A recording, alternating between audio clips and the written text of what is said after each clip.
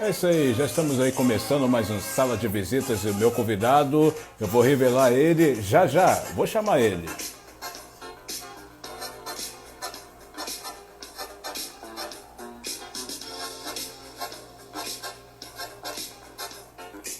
É dublador, quem será? Quem será? A live já abriu já. Noite de quarta-feira, boa noite para você que tá aí, ligado na nossa live.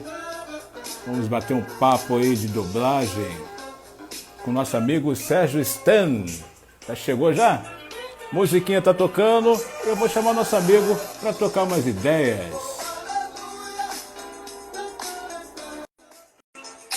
O Sérgio já tá ligado lá na live, a gente vai fazendo aquele som, teste, teste, e tudo vai acontecendo. Conectando agora. Opa!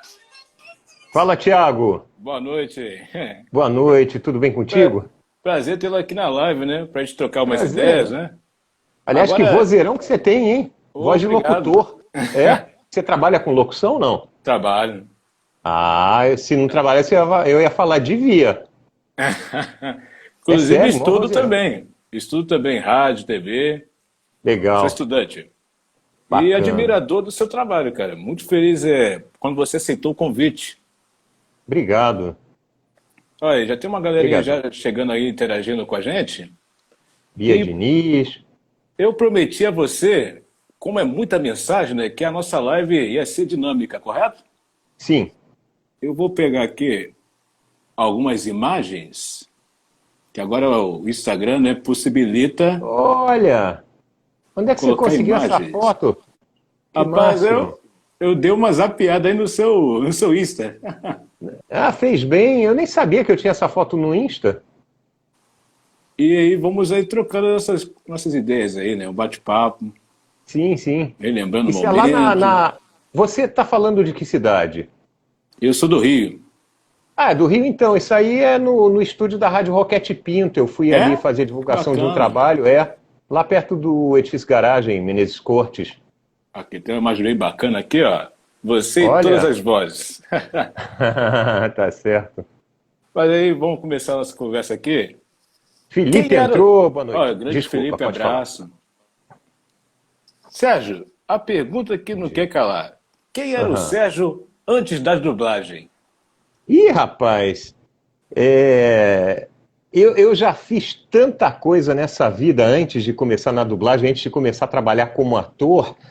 Ah, eu estudei 2 anos de psicologia, tá? Vou falar do lado não artístico, porque desde criança eu Sei. gosto muito de mágica e de contar piada para as pessoas, enfim, vamos deixar esse lado de lado, né? Uhum. Mas eu fiz uma faculdade de psicologia de 2 anos, cheguei a estagiar numa clínica, não foi uma experiência que eu tivesse gostado, não foi legal. Aí eu não gostei realmente da faculdade, larguei ela no meio do caminho, fiz outro Abriu mão? vestibular, abri mão, porque Fez realmente não certo, né? gostei. É claro, eu não me atraía em nada aquilo ali. Muita gente menospreza o trabalho de um psicólogo, ou aquela coisa, o cara quer passar no vestibular, ele vai fazer para nutrição ou psicologia que é fácil de passar. Eu acho uma maldade. Eu não tenho como falar de nutrição, porque eu nunca estudei, mas psicologia é uma coisa absurdamente difícil. Absurdamente difícil. Eu tiro o meu chapéu para quem trabalha com isso, para quem conseguiu se formar, porque é realmente muito difícil. Bom, não importa. Eu fiz outro vestibular para biologia, e aí eu cheguei a me formar. Eu me formei como biólogo e trabalhei 3 anos num laboratório lá no Fundão. Fundão é onde fica a Universidade Federal do Rio de Janeiro, para quem não está aqui no Sim. Rio, né? Universidade Federal do Rio de Janeiro, que foi onde eu estudei, e eu trabalhei 3 anos num laboratório lá, fazendo pesquisa, mas também não era aquilo. Larguei a parte de pesquisa e num determinado momento precisei ir para o mercado de trabalho, precisava ganhar dinheiro. Meu primeiro emprego foi numa empresa de dedetização de altíssimo nível que infelizmente ela fechou as portas. Os donos dela eram biólogos, eram os papas no Brasil em termos de das chamadas pragas urbanas, que são rato, barata e cupim. Essas são as chamadas pragas urbanas. E eles eram os maiores conhecedores do assunto no país na época. Eu trabalhei nessa empresa, de lá eu saí para a Insetizan, 256, não vou fazer propaganda aqui, que não estão pagando a gente para isso, né? Muito conhecida. Enfim, é uma empresa de dedetização muito conhecida aqui no Rio de Janeiro. Eu fui contratado como biólogo, só que a partir de uma determinada época, o meu contra-cheque começou a vir como vendedor. Eu falei, pô, mas vendedor? Nada contra os vendedores, mas assim, o trabalho que eu fazia lá era completamente diferente. Eu pensei assim, bom, vendedor por vendedor, com o que eu ganhava na época, eu pensei assim, vou tentar trabalhar como vendedor em outro ramo de atividade. Aí eu trabalhei numa empresa que vendia acessórios para esquadria de alumínio, fechos, Nossa, muita coisa, hein? muita coisa. Depois trabalhei numa usina de concreto, uma empresa que vende aqueles caminhões betoneira para construção civil. Trabalhei como vendedor lá também. Depois, como é que foi? E o último emprego foi numa empresa que trabalhava com marketing de incentivo. O marketing de incentivo é uma atividade semelhante a uma campanha publicitária. Qual a função de uma campanha publicitária? Atingir o público externo, as pessoas, os consumidores, e motivar os consumidores a adquirirem um determinado produto. Uma campanha de marketing de incentivo é uma coisa parecida, mas que acontece para determinado grupo de funcionários dentro da empresa, objetivando... A função do motivador, né? É um trabalho para motivar funcionários de uma determinada área a atingirem determinados objetivos. Podem ser vendedores, olha, quem atingir a cota, quem bater a cota, vai ganhar uma premiação especial. Isso é uma campanha de marketing de incentivo, mas ela pode ser usada, por exemplo, na construção civil. O cara lá, o peão de obra, ele não gosta de usar equipamento de segurança, capacete, luva, porque incomoda, então lança uma campanha lá dentro. Olha, quem usar o equipamento de segurança ao longo dos próximos 6 meses, a gente vai ficar de olho em todos, e quem usar com mais regularidade os equipamentos de segurança vai ganhar uma premiação especial. Então, até isso eu vendi.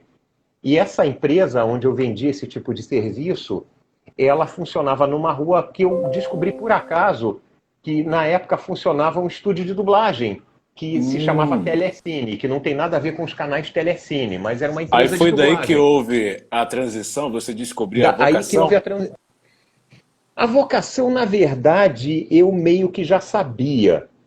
Porque na minha adolescência eu li uma matéria no jornal aqui do Rio, falando que na Herbert Richards, versão brasileira Herbert Richards, que ali haveria uma escolinha de dublagem.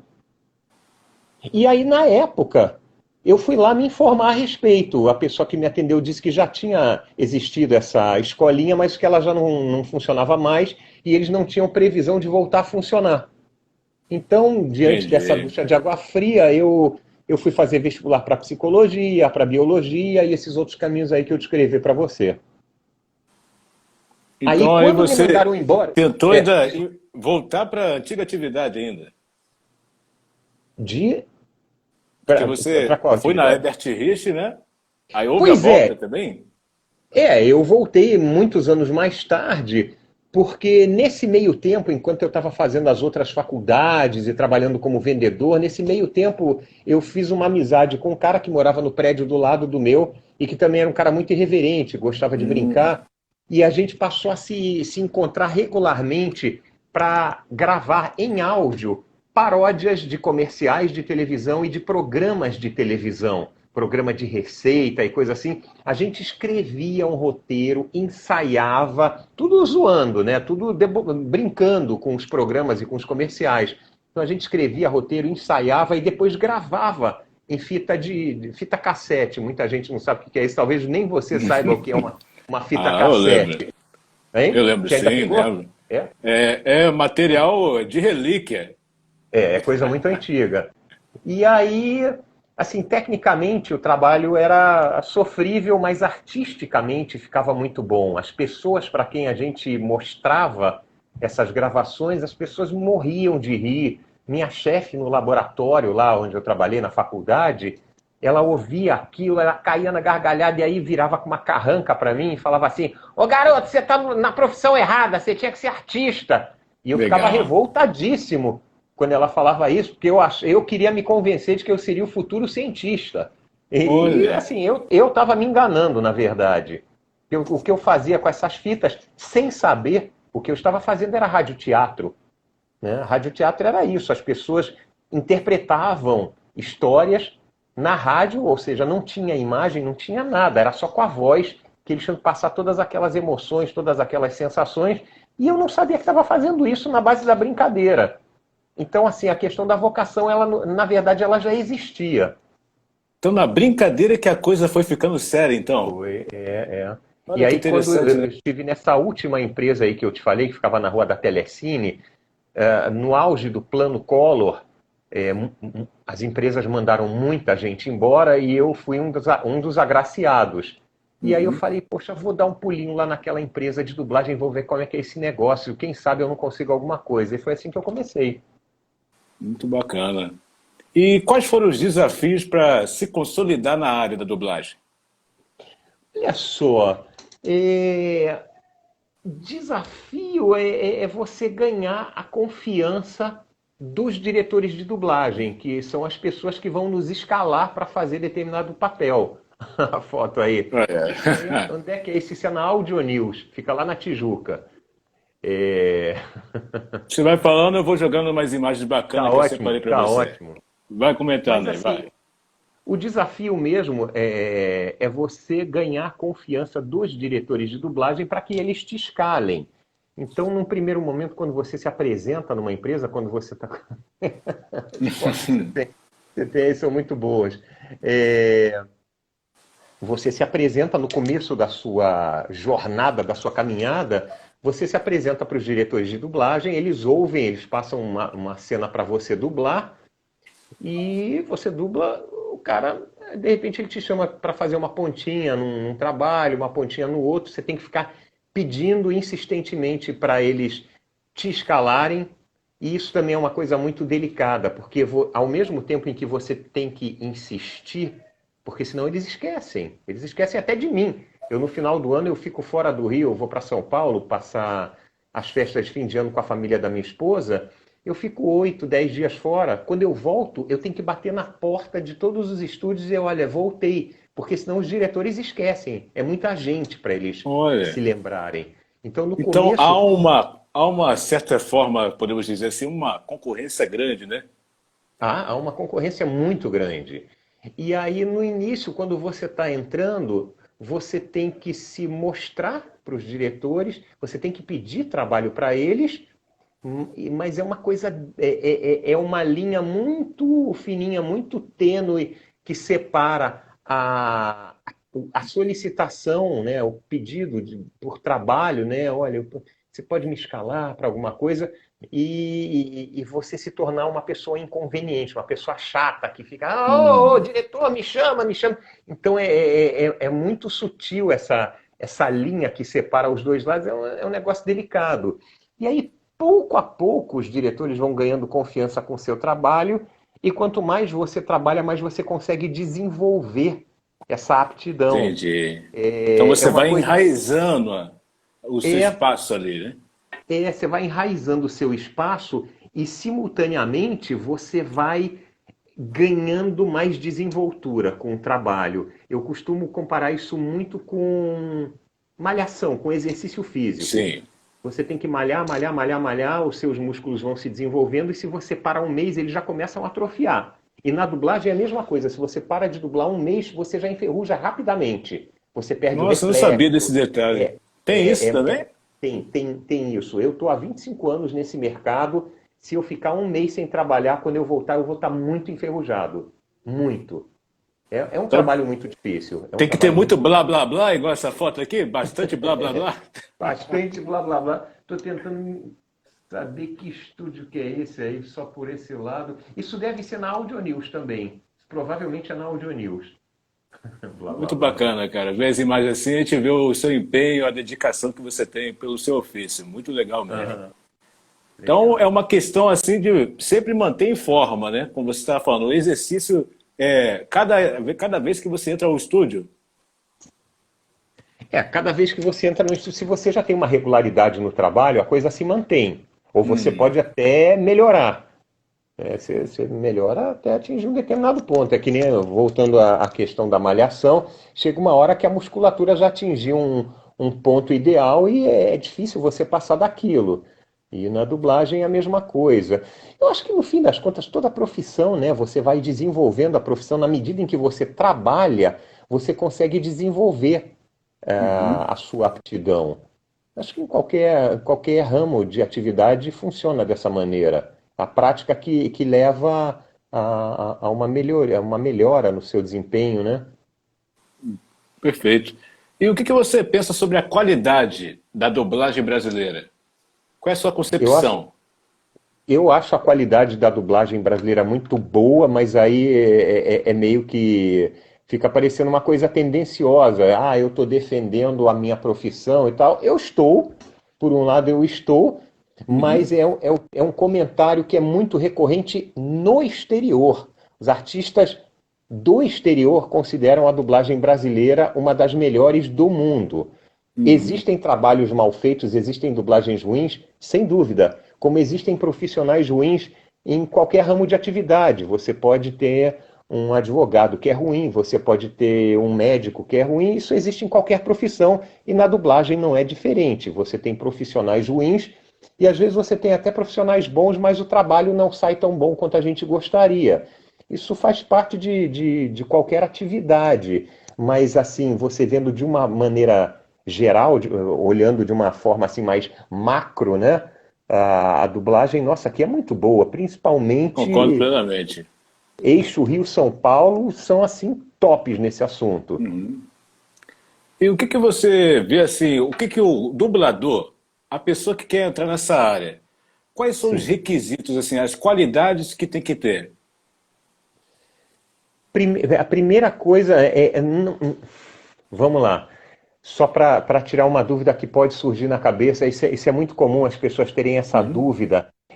Não é necessário, é absolutamente irrelevante se você tem uma voz bonita ou não, tá? Se você tiver uma voz bonita, ok. Se você tiver uma voz horrorosa, igualmente ok. Tem inclusive dubladores que eles falando naturalmente, eles têm a voz completamente arranhada. Gente que fuma muito, coisa também não é uma coisa muito indicada, né? Para quem quer trabalhar com a voz ficar fumando, mas aí é de cada um. Mas tem pessoas que têm a voz naturalmente rouca. E o fato é que existem personagens para qualquer tipo de voz. Entendeu? Da mesma forma como um ator que aparece na frente de uma câmera, no palco, na frente de uma câmera no cinema, na televisão, tem os atores que são bonitos, são os galãs, são as mocinhas bonitos, e tem gente feia que faz outros papéis. O cara vai fazer papel de delegado, de advogado, ele não precisa ser um cara lindo para ser um delegado de polícia. Agora, se ele vai ser o galã da novela, o par romântico da novela, ele tem que naturalmente ser bonito. Mas não é por isso que na novela não vai ter gente que não seja bonita. Então, a qualidade da voz, ela é um aspecto irrelevante. O que é fundamental é que você seja ator. Você tem que saber interpretar. Porque A você entrega ao vai personagem, né? Pescar a ideia. exatamente, pescar a ideia e conseguir transmitir é um aspecto que é mais difícil você dublar do que você atuar na frente de uma câmera ou num palco. Porque se eu estou no palco, ou se eu estou num programa de televisão, ou num filme, não importa, se a minha imagem está aparecendo e eu quero passar uma determinada emoção, eu tenho uma série de recursos além da minha voz. Eu tenho a minha expressão facial, estou com medo, então a minha cara ajuda a passar essa emoção, o meu gestual. Você tem uma série de recursos adicionais que ajudam a compor uma determinada situação e com isso você passa a emoção que você quer. E na dublagem você tem que passar isso tudo com a sua voz. Então é bastante mais difícil sob esse aspecto, é muito mais difícil. Assim, eu acho, eu já fiz de tudo, já fiz teatro, já fiz televisão, já fiz cinema, e acho de longe a dublagem dos quatro ramos de atuação de um ator, eu acho de longe o mais difícil. É muito difícil, é um trabalho difícil. É uma questão para quem tem vocação e para quem pode, né? Porque tem que convencer Vocação, também. vocação e persistência. Você Sim. tem que persistir muito, que só com o passar dos anos você vai conseguindo se desenvolver bem e, consequentemente, os diretores passam a ter mais confiança no seu trabalho e a te dar trabalhos mais complexos, e aí é o chamado círculo virtuoso, né? Uma Uhum. coisa alimenta a outra. Você, ó, então o Caio está falando aqui que você é um mito da dublagem, mas aí houve uma reunião de mitos, assim, o professor ensina o outro professor, porque é verdade que o dublador do Seu Madruga já te deu algumas aulas? Ele me deu quase todas as aulas na É, época conta que pra eu gente fiz o aí. curso. Na época que eu fiz curso de dublagem, o curso era o único curso que tinha na época. Ele acontecia no mesmo prédio onde funcionou antigamente o Cassino da Urca e a TV Tupi, daqui do Rio de Janeiro. Então Uhum. lá tinha um curso de dublagem e quem dava aula eram outros dubladores, como acontece até hoje. Os professores de dublagem são todos dubladores. Os diretores de dublagem são todos dubladores. Eles estão, num Hum. determinado momento, assumindo a função de direção de dublagem ou de professor de dublagem. Então, eu fiz, sei lá, uns 6 meses de curso de dublagem e eu tive, assim, uma aula com José Santana, eu tive uma aula com o Mário Jorge, que é o burrinho do Shrek, dentre Que outros tantos, ele legal. é a voz do Ed Murphy. Eu A tive fera uma entre as aula, feras. Muito bacana. só fera ali. Mônica Rossi me deu aula e todo o resto foi o Carlos Seidel, que é a voz do Seu Madruga. Então, eu na época fiquei até um pouco chateado, porque eu tinha vontade de ter aula, ou mais aulas com os outros professores, Uhum. para ver o que cada um tinha de diferente para me passar. E acabou tudo muito concentrado em cima do Carlos Seidel. Foi uma coincidência, mas realmente eu não tenho nada do que me queixar, muito pelo contrário, sou muito grato a ele pelo que eu aprendi. É um excelente profissional, um absurdo de um dublador, e ter tido quase toda a minha formação, todo o meu curso de dublagem ministrado por ele, eu posso te dizer que foi um grande privilégio. Que bacana, cara. Aí quando Foi muito você legal. perguntar para ele, por exemplo, Carlos, eu tenho uma dúvida, ele fala, o que que foi, o que que foi, o que que é? Fala alguma coisa do tipo assim? Na verdade, é raro surgir dúvida quando você está fazendo aula. Por Uhum. quê? As aulas elas são todas práticas. Você vai para uma bancada onde tem um texto já traduzido e atrás tem uma televisão onde passa a cena que você vai dublar. O Uhum. professor ele dá algumas orientações, ele explica na primeira aula, principalmente, isso é ensinado, como é que é feito. Ele explica tudo direitinho, cada pedaço de cena que a gente vai dublar, porque a gente não dubla necessariamente uma cena inteira de uma vez. Às vezes uma cena dura 4, 5 minutos e você não faz aquilo corrido, você divide em pedacinhos menores.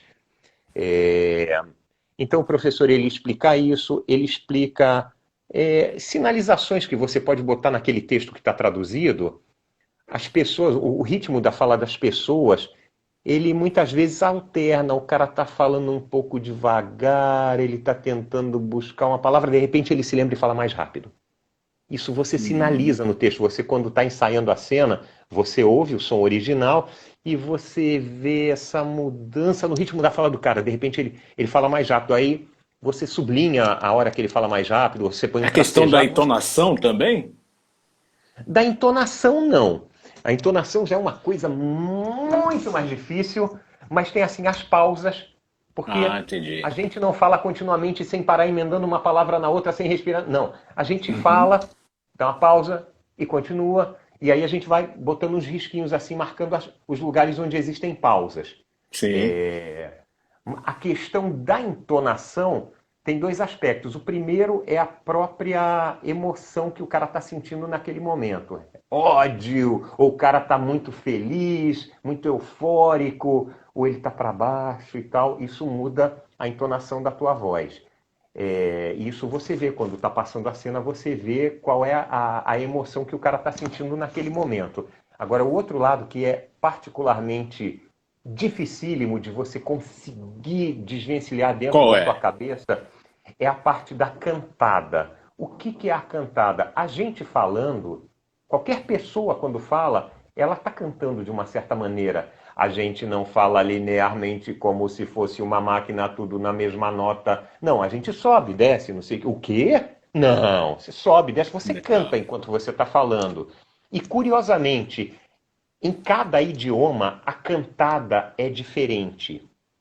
Entendeu? O porquê é Então, diferente em cada idioma? Uma curiosidade eu não minha e sei. talvez de muitos. Não, é um aspecto cultural, um aspecto da maneira como aquela língua se desenvolveu. Sei lá, o americano, ele muitas vezes fala, é, sei lá, oh my God, ele viu um negócio gigantesco na frente dele. Oh my God! A gente em português jamais falaria dessa maneira. Ah, meu Deus! A gente termina para baixo. Ai, meu Deus! A gente termina para baixo, a gente canta diferente deles. Há Só uma que na extrema hora de diferença, né? é uma diferença muito grande o japonês falando. Ele parece que está brigando com você.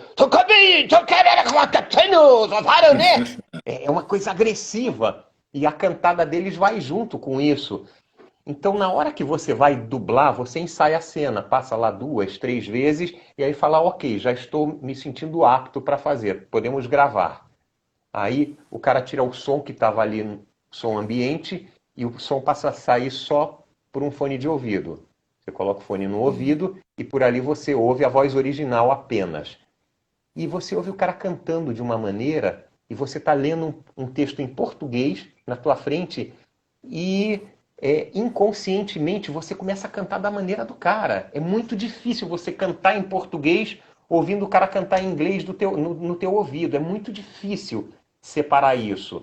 Você, com o tempo, com a prática, você consegue dominar, mas no início é muito difícil. Você acaba cantando como eles. Né? Tem frase assim, o mexicano, tem uma série que eu faço mexicana, o cara ele termina todas as frases com reticências. Então, vocês vão pegar isso e vão juntar, depois vocês vão fazer não sei o que e botar no forno. E quando estiver pronto, a gente pontua, né? Então vocês vão pegar isso e botar no forno. Ponto. Botar no forno, termina para baixo. Eles deixam tudo reticente. Parece que é tudo com reticências. Vão botar no forno. Então vocês não podem se esquecer. Tudo eles terminam de uma maneira reticente. Então é muito difícil. É um negócio muito Olha, difícil de dublagem é uma você. arte para quem tem vocação. Parabéns.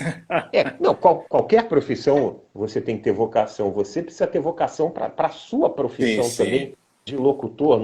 Eu não sei se eu um dia chegar numa estação de rádio, por exemplo, se eu vou saber apresentar um programa. Não sei, tem que ter vocação para isso. Qualquer profissão. Aí Vocação você não tem. tá falando de vocação. Vamos dar um pulo do gato aqui? Sim. Você também se aventurou na comédia. Como é que você foi parar no Domingão do Faustão? As É imagens uma vão coisa. rolar e você vai falando, hein? Vou jogar aqui a imagem, hein? E vai comentando.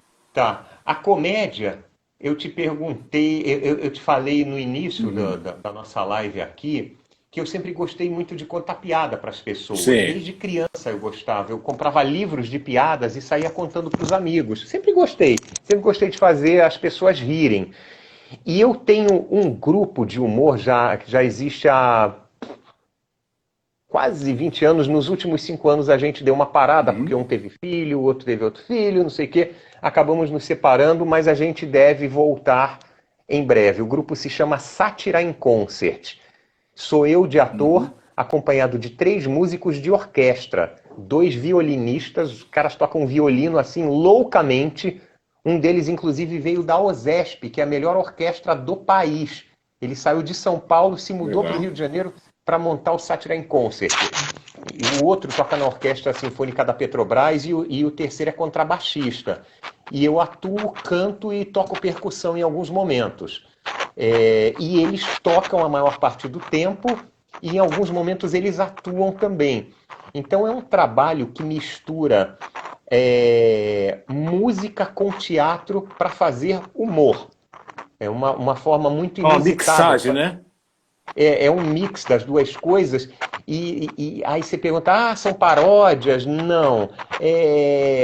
Sei lá, é cover? Não. É um tipo de humor que não existe aqui no Brasil. A gente se espelhou muito no início num grupo argentino que fazia exatamente esse tipo de trabalho, um grupo chamado Les Luthiers. Se escreve Les Luthiers. Luthier é o cara que fabrica instrumentos musicais.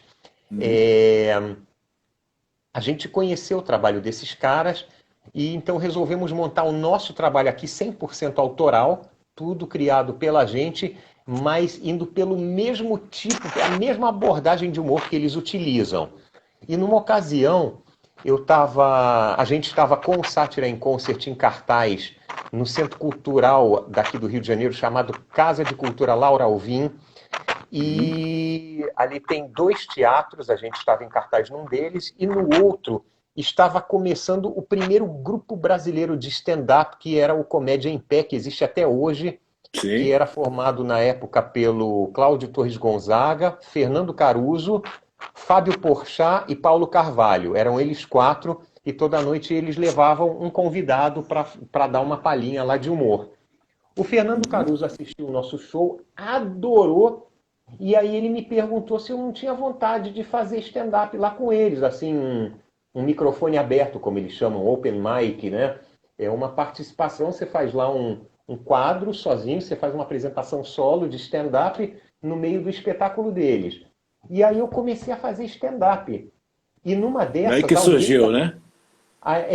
Aí numa dessas, alguém da TV Globo me assistiu, não vou saber te dizer aonde, mas um dia me telefonaram de lá, dizendo que o Faustão ia estrear um quadro para lançar novos comediantes no mercado.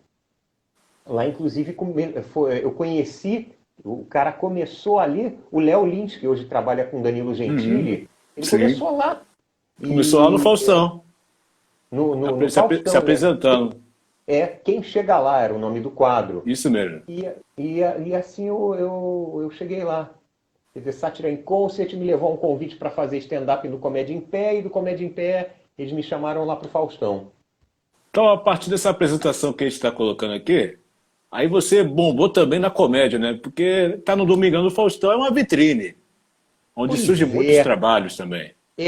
eu voltei a fazer o Comédia em Pé, me chamaram para fazer uma participação em São Paulo, porque numa das noites em que eu me apresentei no Comédia em Pé, também se apresentou a Dani Calabresa. Ela na época não era muito conhecida, mas ela já trabalhava com stand-up lá em São Paulo. Aí ela me convidou, ela falou, olha, o dia que você estiver em São Paulo, me dá uma ligada e vai fazer o seu stand-up lá com a gente. Aí eu fiz com ela, fiz com o Felipe Absalão aqui no Rio de Janeiro, o Eduardo Jericó, que são os caras que já estão há bastante tempo nesse circuito de stand-up aqui no Rio. E aí eles começaram a me chamar, Legal. entendeu? É um negócio E, muito divertido, e muito como é que é o, assustador. o feedback? No palco, Cara, o público rindo? é maravilhoso. O feedback é muito bom, mas é aquele ponto que eu falei.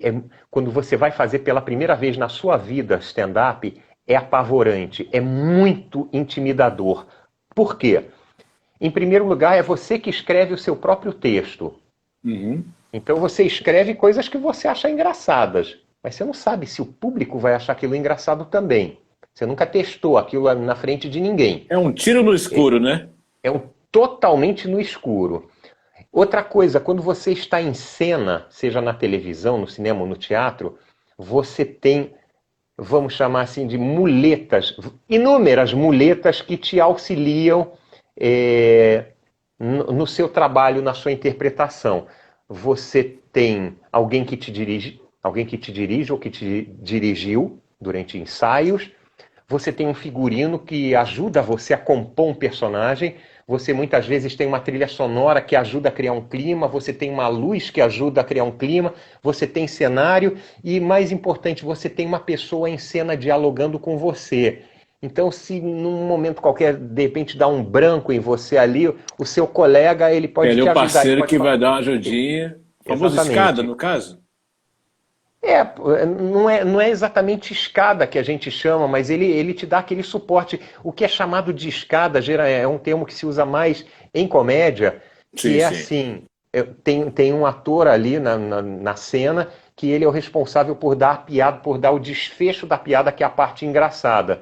Mas para isso ele precisa de um colega que dê um Uhum. texto que, na verdade, vai levantar a bola para ele para que ele chute para o gol. Entendeu? Verdade. Ele não é o engraçado da história, mas sem ele a piada não funciona. O escada é fundamental, é fundamental. E é difícil você ser escada, você fazer a coisa para que o outro possa dar o desfecho da piada de uma forma natural. Então, assim, que eu estava te falando, às vezes você está no palco e dá um branco, mas o teu colega, ele sabe o que você deveria ter falado, ele percebe que você entalou Uhum. ali num lugar, ele fala alguma coisa que te lembra do texto e você segue em frente. E no caso do stand-up, você está sozinho, nu, entre aspas, você não está com um figurino, você está com a roupa, assim, que nem eu estou agora com a minha camiseta, Cara limpa só ali, cara limpa, um microfonezinho, microfone e uma nada plateia mais. diante de você. Somente E isso. você tem que rezar para que eles achem graça da mesma forma como você achou quando você escreveu. E aí, meu amigo, quando você conta a primeira piada que as pessoas riem, aí você relaxa. E aí a coisa vai. E é muito gostoso. Uhum. É muito, muito gostoso. Eu vou voltar a fazer. Em algum momento eu vou voltar para o stand-up. Eu, no momento, ando bastante sem tempo, mas eu morro de vontade de voltar a fazer stand-up. É muito gostoso, é muito divertido. Agora vamos voltar aqui para o campo da dublagem, porque você é um cara Sim. versátil, cara. Você transita pela comédia, pela dublagem e tira de letra. E fala pra gente aí como é que foi fazer essa dublagem que foi impecável. Inclusive eu morro de rir pelas sacadas que o personagem tem. Vou botar aqui e você vai comentando. Aham. Fala aí um pouquinho desse Opa! personagem. Como é que Mike, surgiu a ideia de fazer essa voz aí? a voz em si, você está conversando comigo agora, você está vendo que é exatamente a mesma voz do Mike.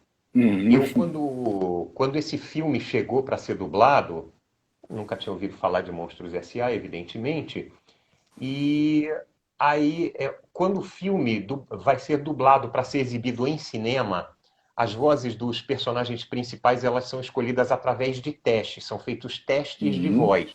E eu fui chamado para fazer um teste dele, do Mike. E aí eu assisti a cena e tal, vi a característica dele, não é um ser humano, né, é uma bola com um olho, duas pernas, dois braços, e eu já fui pensando numa vozinha para botar nele. Quando comecei a dublar de fato o teste, eu falei, ok, podemos gravar. Comecei a fazer a vozinha dele, que hoje eu já não me lembro como foi, tem 19 anos. O diretor, na mesma hora, mandou eu parar. Sérgio, para. Eu falei, o que que é? Olha só, eu quero te pedir para fazer com a sua voz normal, não é para fazer nenhum tipo diferente. Eu falei, por quê? Ele, não, não é um ser humano. Eu falar com a minha voz já não vai ficar estranho. Ele falou, não, mas é uma solicitação da própria Disney. Eles querem que os dubladores trabalhem sem modificar a voz. Aí, aí eu fiz com a minha voz mesmo. No início eu estranhei, como eu estranho sempre que eu vejo uma animação feita com voz normal. Isso é uma coisa muito pessoal, não é que esteja certo ou errado, mas para o meu gosto, eu acho mais interessante quando é um personagem que não é humano, eu acho legal quando as pessoas fazem vozes diferentes. Eu curto mais, tem gente que não liga. E é como eu te falei, não existe um certo ou errado nessa história. Aí a voz foi feita dessa maneira. E a questão das tiradas, das piadas, o grande mérito disso é para quem faz a tradução. Sim. Porque o filme falado em português, quando ele é dublado para o português, ele não é uma tradução literal. E por isso mesmo que não se fala tradução Herbert Richards, é Tradu- versão brasileira. Versão Porque tem brasileira. muita coisa do texto que precisa ser adaptado para a nossa realidade, para a nossa cultura. Eu não sei, tem uma frase aí dele que é muito emblemática, que é o manda esse treco de volta, senão o bicho pega. Não Muito sei se você está bom. lembrado. Quando eles querem mandar a Boo de volta lá, o Sully, ele fala, não, essa aqui não é a porta que vai mandar a Boo de volta para casa, não. Ai, não sei o que se dane a porta, manda esse treco de volta, senão o bicho pega. Tem a da Isso no Chapinha inglês, também, né? Que ele a da pergunta. Chapinha também, a da É Chapinha muito bom. também, certamente no inglês ele falou outra coisa completamente diferente, alguma Nada piada a que ver. traduzida para o português não ia ter graça para a Uhum. gente, Sim. entendeu? Então, grande mérito dessas sacadas fica por conta do tradutor. Tem muita coisa que a gente bota na hora. Às vezes a gente sugere para o diretor, ou o diretor sugere para a gente na hora que a gente está dublando. Ah, Sérgio, o que você acha da gente falar isso aqui dessa maneira? Eu falo, poxa, sensacional. Às vezes eu dou sugestão e o diretor acata ou não acata, mas o grosso mesmo, quem tem essa incumbência é o tradutor. E os Olha, caras aqui temos uma realmente... amiga aqui, ó, conhecida do rádio, nossa amiga Patrícia Ô, Ingo. Ela ama esse Patrícia, oi, Patrícia. personagem. E Ela tem viu que outra ama. grande fã que é a Michele Cássia. Ah, a Michelle Ela está em acompanha, todas. ela Andei tá em acompanhando toda. Ah, essas lives, ela está em todas. Abraço aí, Michelle. sempre, sempre. Beijo, Michele. Então, esse personagem é o seu xodó. É um dos. Tem Um, vários. Tem dois. ele, tem o Mordecai do Apenas um Show. Sim, sim. Tem um que estava passando aí várias vezes a foto, o Carl Sagan. Ele não é um personagem, é uma pessoa que existiu. Foi um astrônomo que produziu uma série chamada Cosmos, que Ah, fala. inclusive, fala dela que eu vou botar aqui a imagem e você vai comentando. Vamos lá. Sim, olha, Ah, nossa senhora, que uma como foi fazer esse grande. trabalho? Cara, eu digo sempre, em termos de conteúdo, foi o trabalho da minha vida, o melhor trabalho que eu pude participar na minha vida. Porque esse cara, ele era um astrônomo, mas o programa dele não falava só de astronomia. Cada programa ele pegava um tema. Às vezes era de astronomia, às vezes falava de história, às vezes de biologia, às vezes de física. E a maneira como ele conta é muito cativante. Você começa a assistir o programa tem mais de uma hora cada programa, e ele falando o tempo todo sem parar. Você não Legal. consegue desgrudar o olho da tela pela maneira contagiante como ele conta as histórias. Tem um episódio lá, é sempre que eu me lembro mais, em que ele conta como foi que 200 anos antes de Cristo, um matemático que vivia naquela época chamado Eratóstenes, esse cara, só através de observação e sem usar nenhuma ferramenta, nenhum instrumento, nada, só usando a criatividade e a partir de uma observação que ele fez, o cara conseguiu medir a circunferência da Terra, descobriu que a Terra era redonda, com as minhas desculpas aos terraplanistas, mas o cara, 200 anos antes de Cristo, ele concluiu que a Terra seria redonda e conseguiu medir a circunferência da Terra com 92% de precisão. Olha, Então, uma coisa assim muito instigante. Você começa a assistir aquilo, ele explicando como foi isso, é uma coisa muito incrível. E ele morreu com 50 e poucos anos de idade. Ele morreu em 1990 e pouco, no começo dos anos 2000, não me lembro exatamente. Então foi assim, uma grande perda, mas deixou um legado, porque hoje existe uma série nova, Cosmos, também inspirada na série dele, apresentada por um outro astrônomo chamado Neil deGrasse Tyson, um nome muito estranho, e são histórias inéditas, assuntos inéditos que ele trata, segundo dizem, do mesmo alto nível como o Carl Sagan fazia. Eu não falei, o nome dele é Carl Sagan. muito bacana. E O você, trabalho da... inclusive, foi esse documentário, foi dirigido pelo Isaac, o dublador? Sim, Foi? a direção, Como é que foi a quem me experiência? dirigiu. Estar do lado do Isaac já é uma experiência única. O cara, ele é de uma inteligência e de uma cultura absurda. Deixa eu até mostrar aqui, faço Oh, questão. pode O livro mostrar. dele está aí. Ele escreveu um livro de poesias que é uma coisa simplesmente assombrosa. Ah, deixa eu virar aqui a câmera. Olha só. Opa, vamos lá. Versos Versos Adversos, adversos. Isaac Grande Isaac, Bardavi. olha aí. É um livro bem grossinho, mas assim, que eu recomendo muito, muito, muito. Como eu estava te falando, é um cara muito inteligente e de uma cultura absurda. Ele conversa com você sobre qualquer coisa, ele te explica qualquer coisa, o que ele sabe de português, de língua portuguesa. Eu uma vez telefonei para ele, porque eu estava ouvindo negócio na rádio, e tinha um cara falando que, que ele era frequentemente xingado por alguns hebdomadários brasileiros. Eu falei, como é que é? Hebdomadário? Que diabo que é isso? Aí eu telefonei para o Isaac, e Isaac, olha só, eu ouvi o cara falar aqui, se queixando de alguns hebdomadários brasileiros. Eu pensei que fosse algum xingamento. E aí ele falou, pô, Sérgio, que isso? Ah. E aí ele falou lá, hebdomadário significa publicação mensal. Nossa. Perdão, publicação semanal. A revista Veja é um hebdomadário. A revista Isto é um hebdomadário, que sai uma vez por semana. Olha que coisa louca. Ah, que é isso, Como é que Sérgio? Não pode, acredito né? que você não saiba isso. Eu não sei. Lamento, meu amigo. Não Mas acredito. ele, Não, mas não acredito que você não saiba. não, ele acha que as pessoas sabem, tem o mesmo tipo de cultura dele. Ele é muito culto e é um querido, A cultura muito acima da brincalhão, média, né? mas muito acima da média, muito, muito, muito Muito acima da legal, cara. média. E dublar com ele, ser dirigido por ele, assim, já dublei com ele, já dividi bancada com ele, e ser dirigido por ele é outro privilégio que eu tive na minha vida. No final, a trilha sonora do Cosmos também é muito bem escolhida pelo Carl Sagan. Então, muitas vezes aquilo mexe com você, aquilo te balança por causa do que está sendo contado, acompanhado daquela música de fundo. E no final foi muito desgastante, foi muito cansativo. Porque, como eu te falei, foram 13 horas faladas sem parar. Não foi tudo feito num dia só, levou vários dias.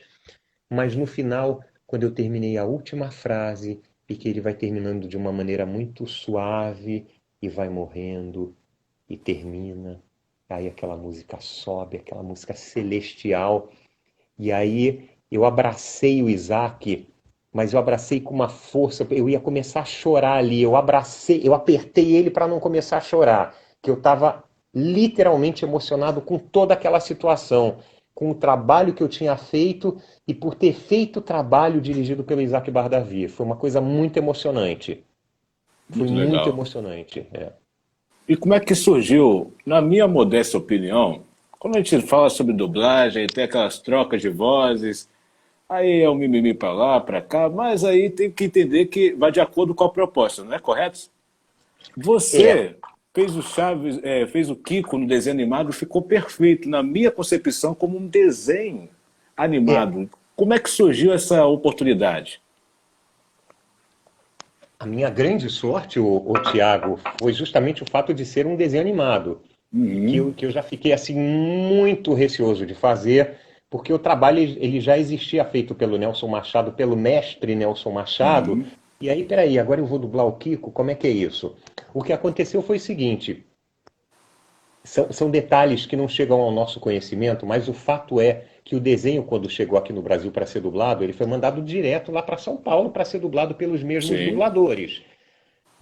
Alguma coisa aconteceu no meio dessa negociação que a gente não sabe e o desenho saiu de lá antes de começar a ser dublado. Houve alguma mudança de planos, não sei se da empresa detentora dos direitos do desenho, não sei o que aconteceu, mas o fato é que resolveram que o desenho ia ser dublado aqui no Rio de Janeiro, em parte. Alguns personagens foram dublados aqui, outros em São Paulo. A Chiquinha, eu acho que foi a própria Cecília Lemes que dublou. Acho, não tenho certeza. Também tem muito tempo isso. Mas de qualquer maneira, é assim, você pegar um personagem desses para dublar, para minha sorte era como a gente falou, é um Des- outro, Um é, desenho, é no um, caso. é um desenho, não é um ator de verdade. Então isso causa uma estranheza um pouco menor quando você ouve uma voz diferente fazendo. Eu tentei fazer mais ou menos na linha do Nelson Machado, nunca tentando imitar ele, porque não tem como. O Nelson Machado é o Nelson Machado e acabou. Então, querer imitar ele seria uma coisa meio pretensiosa. Mas é uma situação muito delicada, porque existem os fãs da série e os fãs, eu não acho que seja mimimi não, viu, Thiago? Eu aí vou até discordar de você, mas você quando começa a assistir uma série, qualquer que seja ela, com uma determinada voz, no momento em que aquela voz muda, aquilo causa um incômodo. Você está habituado. Como é que uma pessoa do seu convívio, seu irmão, seu pai, sua mãe, imagina se de uma hora para outra a voz deles mudasse. Você sempre esteve acostumado com aquela voz e de repente muda. Isso Compreendo. causa uma estranheza sim. Se a pessoa depois ela se acostuma ou não com essa nova voz é uma outra história.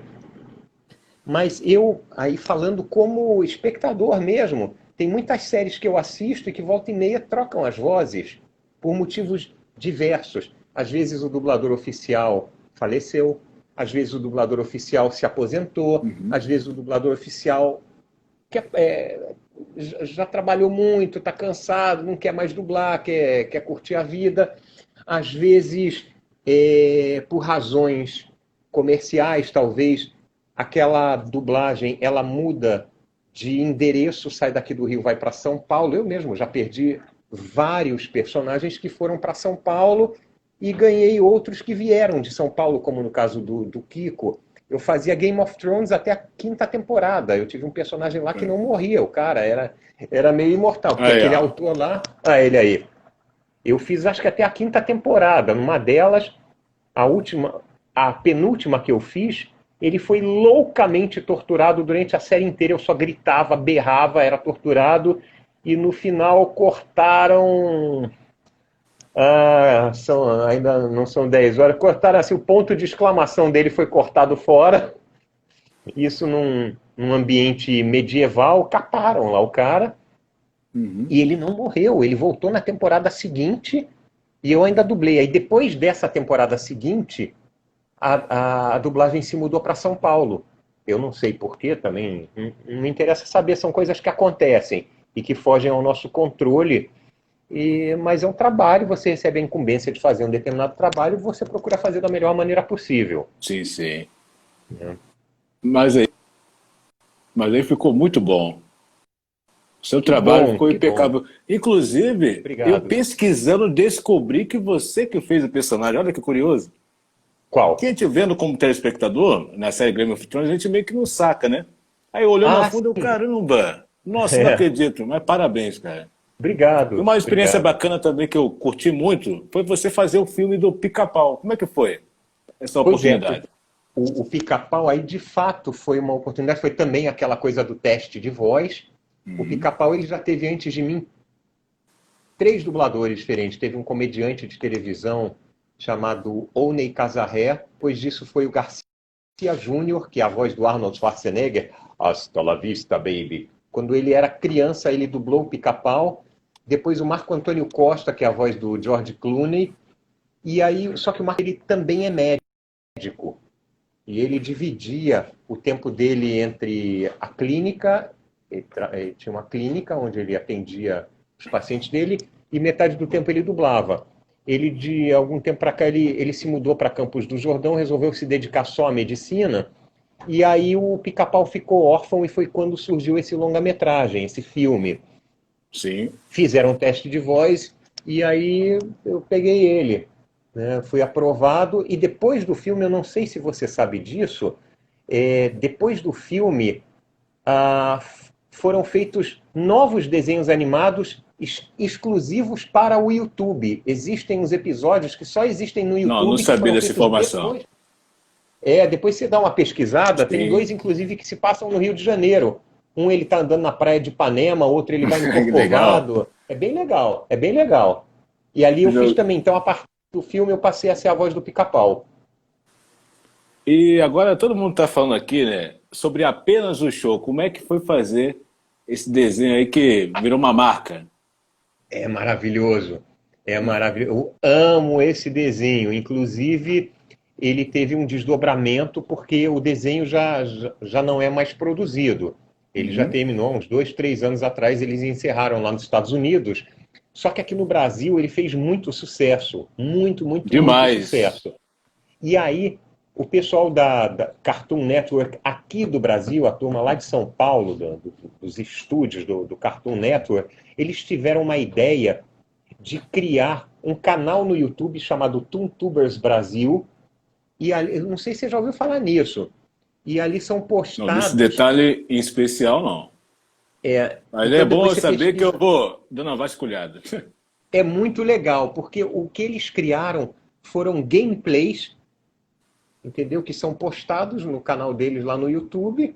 Gameplay como qualquer outro gameplay. Você vê a tela com o jogo e ouve a voz do cara que está jogando assim de fundo, ele narrando, ele descrevendo o que está acontecendo na tela.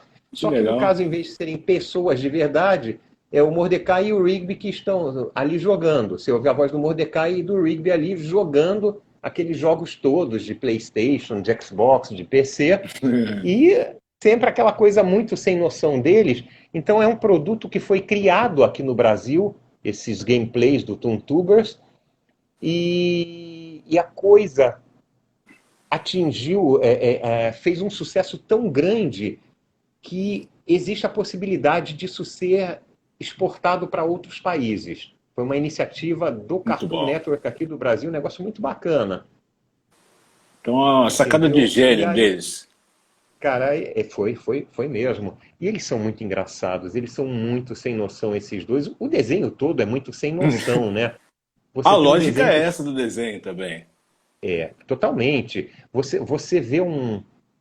Como é que alguém consegue imaginar um desenho em que os personagens principais sejam tudo bem, uma ave e um guaxinim que falam tudo bem, é como um desenho animado em que os animais falam, mas o outro personagem é uma máquina daquela de tirar chiclete, que você bota a moeda e tira chiclete.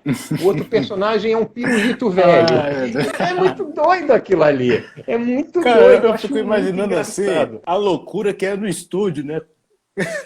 Mas a gente se diverte muito. Muito, porque na hora que a gente está dublando, a gente também está vendo aquela situação pela primeira vez. E são umas situações muito engraçadas, são muito engraçadas.